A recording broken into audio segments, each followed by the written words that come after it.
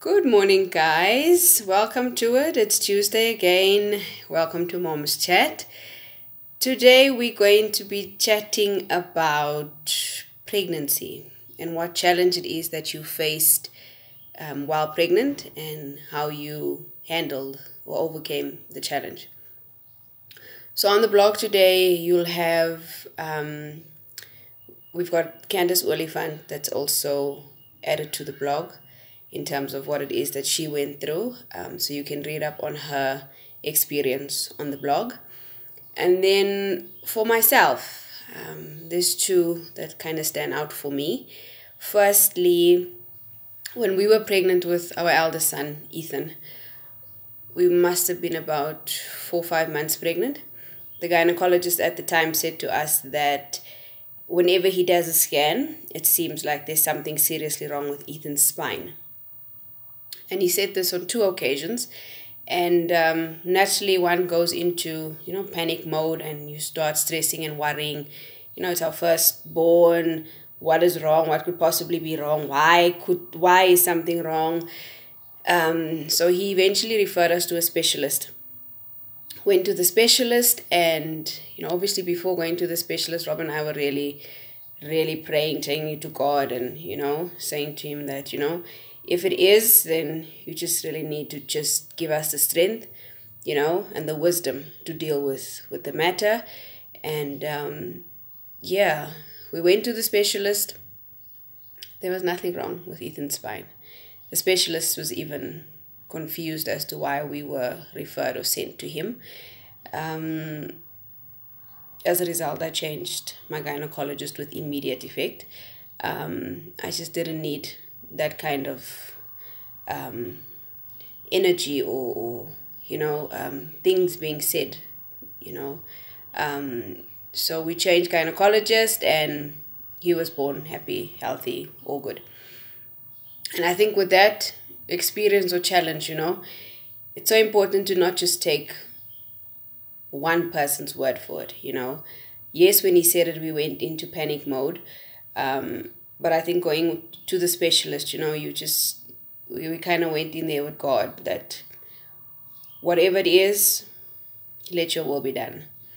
So again, got through that challenge because of knowing God, knowing who He is, knowing what He's capable of doing. And I think also going in there knowing that, Rob is behind me 100%. Yeah, so that was the first one. Second one must be our daughter, Zoe. She's our eldest daughter. 2008, December, our second eldest son, Micaiah, decided to finally leave our bedroom, that he wanted to be with his brother and an aunt.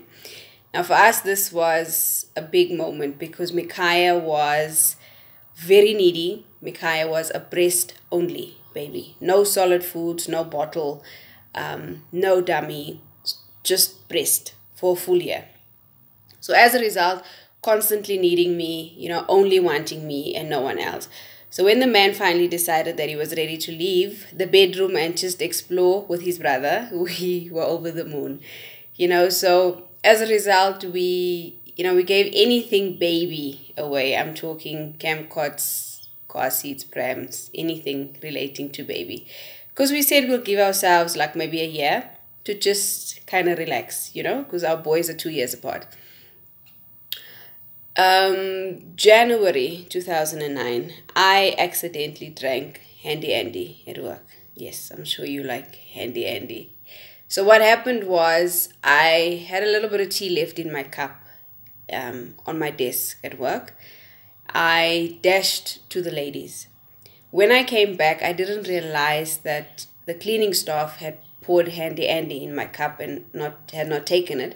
So when I came back, my assumption was that, I still have this little bit of tea, let me finish it, which I did. Handy Andy burnt down my throat, in my stomach. I was a hot mess. So anyway, landed up at the doctor's because my stomach was giving me endless trouble. And doctor said no, he just wants to make sure that my insides is fine. So he just wants to do a scan and, to check. And I was fine. Left the consulting room. Rob stayed in the consulting room and got onto the scan. There she was. We were 21 weeks pregnant. Yes, 21. That's 5 months. I missed half that pregnancy. No morning sickness, no weight gain, no sign of being pregnant. So here I am sitting, firstly shocked by the fact that I'm 21 weeks pregnant, and secondly, the fact that I drank Handy Andy. I was really worried what effect it would have on Zoe. Anyway, doctor said 21 weeks pregnant. I was in this room and I was bawling my eyes out. The doctor had to call Rob to come and console me, and I was crying non-stop. Rob said to me, and these words will always stick with me. He said to me, "She's here. Nothing we can do about it. I'm giving you 7 days to get over yourself. So cry your eyes out, deal with your emotions, get yourself right." Because after 7 days, we're telling our families, and then we are starting to plan. Because now we only have 4 months to plan for this little person that's coming. And I think that's probably one of the best pieces of advice that I've ever gotten, because not only did it give me time to deal with my emotions, because I tell you, yes, I cried every day. So I got to deal with my emotions for 7 full days, after which we told our families and. But it was such a pleasure, to start planning for our first daughter, because now we're so used to blue in the house and would finally buy some pink and. So that challenge taught me, one, once you leave a place and come back, do not just drink. Make sure that you're done. That's firstly. And secondly, it taught me that it's so important for us to deal with our emotions. Once you deal with your emotions, then you are able to then deal with the actual situation at hand, because emotion will then be excluded from it. So yeah, that was shortest pregnancy of our lives, but I think probably one of the greatest joys. Zoe just came in such a quiet mode that, when we were looking for names, and the name Zoe came about. Zoe means a God kind of life. And for someone to be in hiding for 21 weeks can only be God. So when we named her Zoe, we knew this is a God kind of life that He's given us and that He's blessed us with.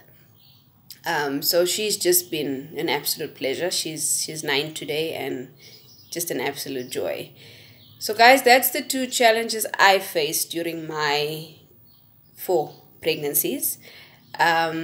Please share with me, comment below, Facebook, Instagram. Share with me what your challenges are. Drop me an email. For those that want to keep it a bit more private, email me or WhatsApp me. I'd love to hear, what other challenges us as moms face during pregnancies. And yeah, that's Mom's Chat for today, guys. I hope you have a wonderful and blessed Tuesday. May God bless you. And just know that everything is going to be okay. We all are doing the best that we can. And let's go on and raise great, amazing human beings so that the next generation has no choice but to be great. Let's pray for our children. Let's anoint our children. Let us walk with them, build with them, and just be there for them and with them. And cheers to being the best mom that you can possibly be. God bless. Have a lovely day.